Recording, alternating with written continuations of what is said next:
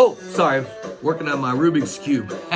Hey, welcome back to Kidmin Talk, where I talk Kidmin. This is episode 125. Can you believe it? And today's sponsored by my brand new life, an awesome follow-up booklet written by a Kidology member that's available on the website. I'll tell you about that a little bit later. I am fresh back from the Children's Pastors Conference. It was amazing. This week, later on, I'm headed out to California. I'm going to finally hit that Star Wars Rise of the Empire, whatever it's called, Resistance, First Order, I don't know. I'll find out. And speaking at SoCal Assembly of God Conference on Saturday, and then I'm back, and I'm right off of getting to preach in big church. So I'm excited to share with you some things today on the podcast. So sit back, relax, whatever you're doing, driving, in your office, wherever, because it's time to talk Kidmin.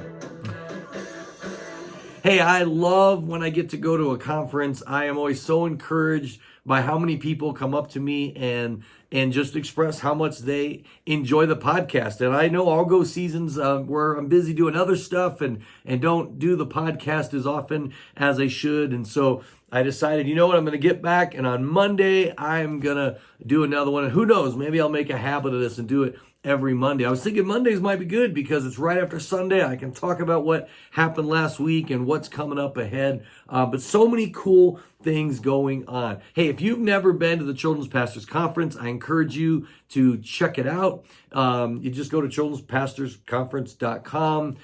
It's under some new leadership the last few years, and it's got a totally different feel to it. I don't know how to describe it to you, but it's really good and really is ministering to people. And a lot of times those in children's ministry, you know, we don't get to go to a big church very often. And so we can be kind of starving, you know, for some good worship and some good encouragement and pouring into our soul. You know, one of my friends, Aaron Grenade, he posted in the Kidology Facebook group that he went to the Children's Pastors Conference, you know, thinking it would improve his ministry, and instead it improved him. I thought that was a pretty good quote, and he left with some real practical things that he knows he needs to focus on, whatever. Aaron, I hope you don't mind that I shared your quote. You did post it in the Facebook group, and that was really awesome. That was my 52nd CPC. I think I still hold the record for the most consecutive CPCs. The key is consecutive. You know, I started in 1994. Haven't missed a single one. I've been in blizzards. I've been through food poisoning. I've been through like all kinds of crazy CPC stories. 2 years ago, they honored me by interviewing me on the stage. I got to tell a few of those stories, but I just love the conference. And there's so many other great conferences out there too. The point is, make sure you go, you pick one, and you get equipped and encouraged. But you know, my favorite thing is not just, you know, the worship and the teaching and the instructors and the training, but just the networking, getting to fellowship. You might have saw on my Facebook page a little animated GIF I did of a bunch of this, just the friends. I love to take pictures and see who I can see there. And I know, Joel Smith, I didn't get a picture with you, and you're sore about that. I'm really sorry. I'm plagued with guilt that I didn't get a picture with you, but I did enjoy getting to hang out with you and enjoy a meal with you. But it was fantastic. So I got back late on Saturday, and my boss got back on Saturday night. I cut out a little early because I had to get ready for Sunday and a couple other things. And then Sunday morning, I got to be in big church. And the reason I mentioned my pastor getting in, he got in at like 8 p.m. from his vacation. And so we met at church and worked on our message. Now, we had planned it and, you know, scoped it out, but we didn't have a chance all week to just kind of talk through it because we did a dialogue. And it was really, really awesome. And once I get the video, the AV team, they're working on it. I will post it online. I'll probably feature it in a newsletter. So just be watching the Kidology Facebook group and my page or whatever. Make sure you're connected to both. But I'll give you a couple of highlights. I love that he did an interview because he talked about how the children's ministry and youth as well is not childcare. I wanted to give him a standing ovation right there from the stage. And he talked about how we, kids and youth, is front and center in our church. It's not something that we do over on the side. And it's so important. And it was so affirming and so encouraging to have the lead pastor say that, because everyone expects the kids pastor to say that. And so to have that from the leadership was so powerful. So we did it kind of as an interview. He asked me leading questions that I helped prepare, and that we kind of did as a team. But they helped me to be able to be answering a question as opposed to just getting up there and saying. But he set it up. He said, I asked Carl to share 6 things that he wishes he could say to the church and to the parents. So he got him a little nervous, but I didn't beat him up too bad. But the first question he just asked, was, starting out, what's my advice? And I just talked about how discipleship of kids is not something that parents ought to do. And I kind of waited for a little response there. I said, it is something you're already doing. And so we talked about, what a kid believes about church and the Bible and God and prayer. That is not taught, that is caught. It's not what we say, it's what we do. And so that was the first point. Then we talked about, our media saturated culture and all the influences that are just bombarding our kids, us too, but especially our children. And so the second point I made was that the greatest influence in a child's life is still their parents. And stealing a little bit from D6, I talked about how we have 1 hour a week. Parents have about 168 hours. So we are 1/168th of a child's life. I told a story about a young boy that I was discipling years ago. He was a teenager, and one of the things we were working on was he was struggling with smoking, and so I was trying to help him accountable so he could defeat that habit and treat the temple of the Holy Spirit, his body, better. And he'd kind of do well, and then he'd have he'd slip up, but one of his peers told me that he said, well, Carl, his dad buys him the cigarettes. And so I went to his dad and I said, hey, I quit. I will not meet with your son. I will not disciple him. And he was like appalled. And I said, if you think that my hour with him a week is going to have a bigger influence than you in the home, you're kidding yourself. We've got to be on the same page. I've got to be reinforcing what you're saying and doing in the home. And the dad got it. I was a little blunt, but he committed to not buying his son cigarettes and not condoning it, and working with me. And of course, I continued to disciple him. Next, and I'm going to post the whole sermon. I'm just giving you the highlights. Next, my pastor, Caleb, he talked about how fun the kids ministry is. And he said, last week you were dressed like a cowboy. And so I explained why I was dressed like a cowboy and how fun is not the goal. Fun is what gets kids to want to come to church, gets them, to come back when they're guests, engages them in the lesson, makes the lesson memorable, drives the lesson home, but it's not the goal. And so I liked saying, I am dead serious about fun, because it's fun for a reason. And you all know this quote from George Barna: more often than not, what a person decides about truth, sin, forgiveness, and eternal consequences during their preteen years is the same perspective they're going to carry with them to the grave and beyond, wherever that may take him. If you have not picked up and read George Barna's book, Transforming Children into Spiritual Champions, you got to pick that up. It is a staple of children's ministry. We've known for years that most Christians come to faith as a kid. I mean, you've probably done it where you've asked or for a raise of hands, how many of you accepted Christ as a kid? And over half the hands go up. But Barna finally established that through some more scientific research to validate what we knew instinctively. But when you're talking to senior pastors, you need that more than just incidental, hand raising. And then I told a story about a dad who came to me and in a previous ministry, and he was, I knew he was upset about something. And he said, Carl, quite frankly, I don't bring my girls to church to watch puppets and play games. I want them to learn the Word of God. And so I commended him for taking the spiritual leadership of his home seriously. That is awesome. But then I said, why don't you just visit for a couple weeks and tell me what you think after observing. Well, he got it. He figured out that whatever Gus's problem was, the lesson was the resolution, that the games all had a point. You know all this. But my point in telling the story was that he got it so much. He said, hey, Carl, wouldn't it be cool if instead of you bringing your puppet out of a bag and then shoving him back in the bag, you had like a town? And some of you have seen the kids' town from my church in Chicago. I had to leave it behind. It was amazing. He wrote a check to pay for that whole kids' town because he got it. And so it was so important. So then we went into the question 4. He asked, how can parents help you, Carl? And so that I set him up, but I said, that's the backwards question. It's not how can you help me? It's how can the church help you? And I loved talking about this because so often we're always recruiting, right? So that gives the impression we need help. And I said, yeah, of course, we need people in the kids ministry rooms, just like we need ushers and tech booth. I pointed back to them, and people in the cafe. Of course, we need people to run the ministries. But I said, I actually do not have to recruit people who are gifted and called to kids ministry. I said, a lot of you are thinking, well, Carl, I'm not good with kids. I'm not a teacher. And I say, don't worry.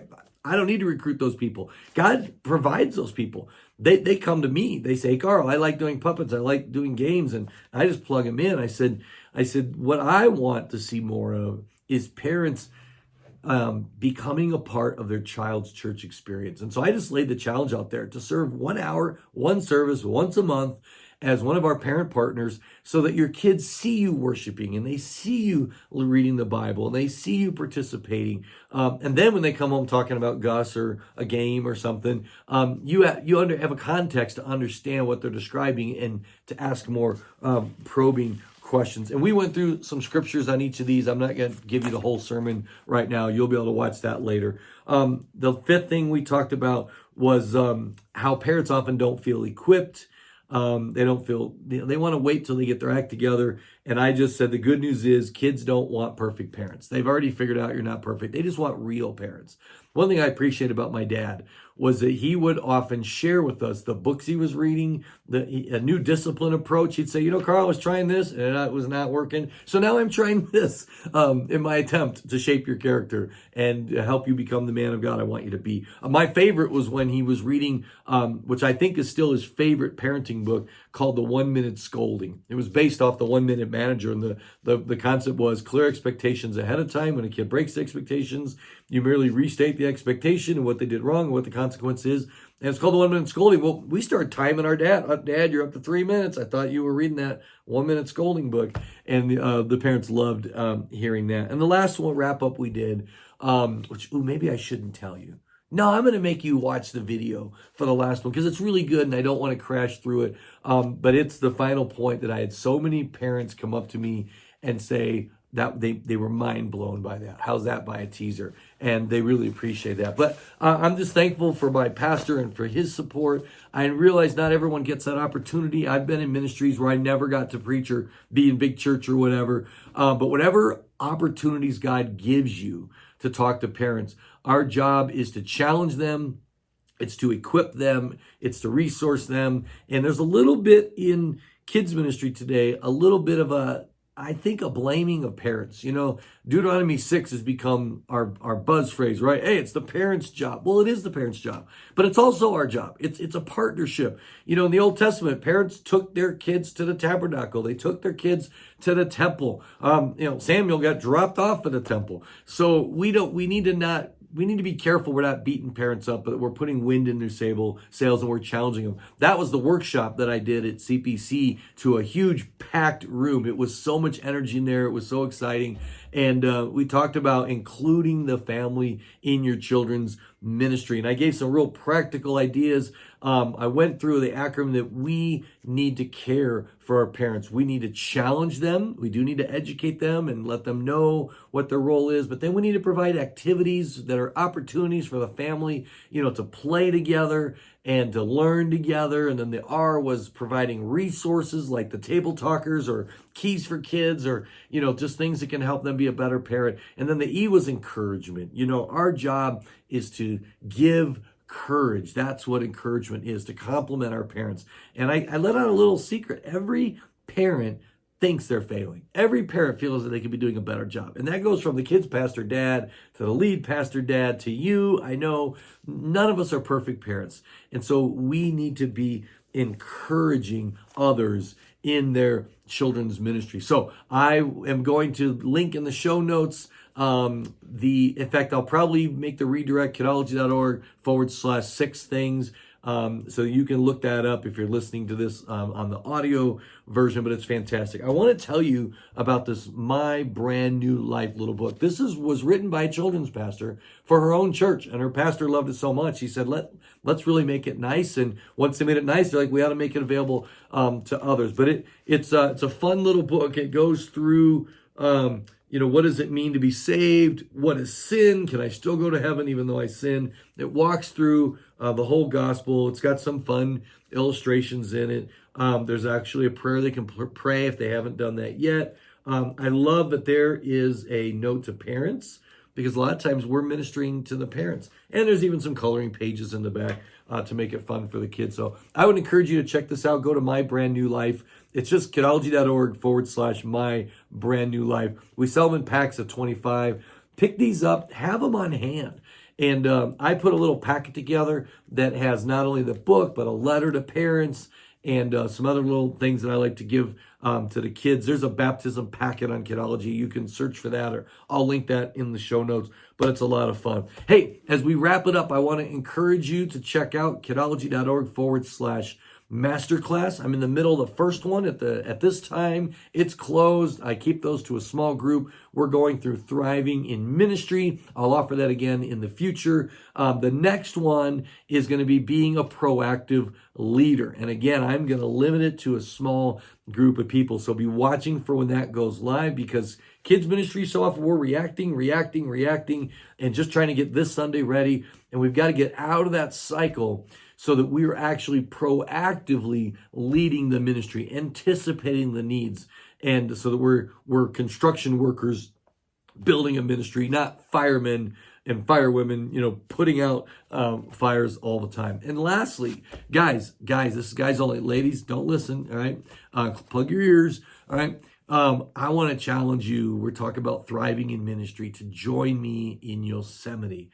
All right. It is the end of May into the first week of June. YosemiteSummit.org. This will be the 13th year that I do this summit. I take 5 guys with me, and it is a complete unplugging from ministry, to refresh, to renew, to recharge, to rejoice. I lay you a little secret. I fire the guys on the first day of the trip. We don't tell your bosses, of course. But I say, you're not a kids pastor this week. You're not a leader this week. You're a child of God. If you're married, you're a husband. And if you got kids, you're a dad. And those are all we focus on for a week. And I got to tell you, it is transformative. There's no schedule. Some guys will ask, well, what time's the hike start? I'm like, when we get to the trailhead. And they might ask at the beginning of the week, what time's dinner? When we get back to the lodge. And by the way, we stay at a really nice lodge. This is not camping. I had one guy tell me for years he didn't go because he thought we were camping. We stay in a really nice lodge right in the heart of Yosemite. There's a teeny little area with some lodges that families own and rent out. We cook really good meals every night. There's usually one guy that God provides who's like the chef of the week and helps with the food. But it's a complete week of unplugging. I even challenge the guys to not pray about their ministry for a week, to pray only relationally with God, and to pray for their wife, and to pray for their kids, and to become the man that God wants them to be. And it is, I just don't even know how to describe it. In fact, I have wives of the guys who went call me and say, what'd you do with my husband? Did he fall off a cliff and you replaced him with somebody else? Because the guys who go home, and I shouldn't make cliff jokes. I make you nervous. It's totally safe. All right.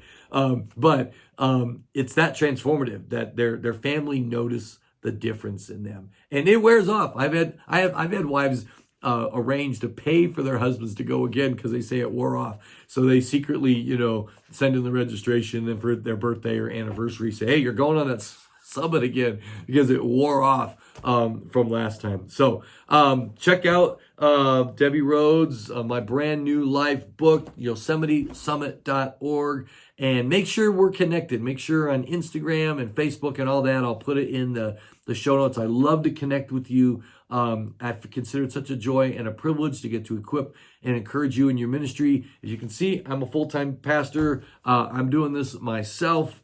And so it's iron sharpening iron. And so I'm so proud of you and impressed with all that you're doing to reach and teach kids for Jesus. So let's just keep at it. And that's my cue to start the closing music. So thanks for joining me here on the 125th episode of Kidmin Talk. If you've got a topic that you'd love for me to address on the show, please feel free to email me, carl@kidology.org, and I will bring that up in a future episode. I've already got one from one gal who emailed me, but I want to do it with an interview, so that's coming.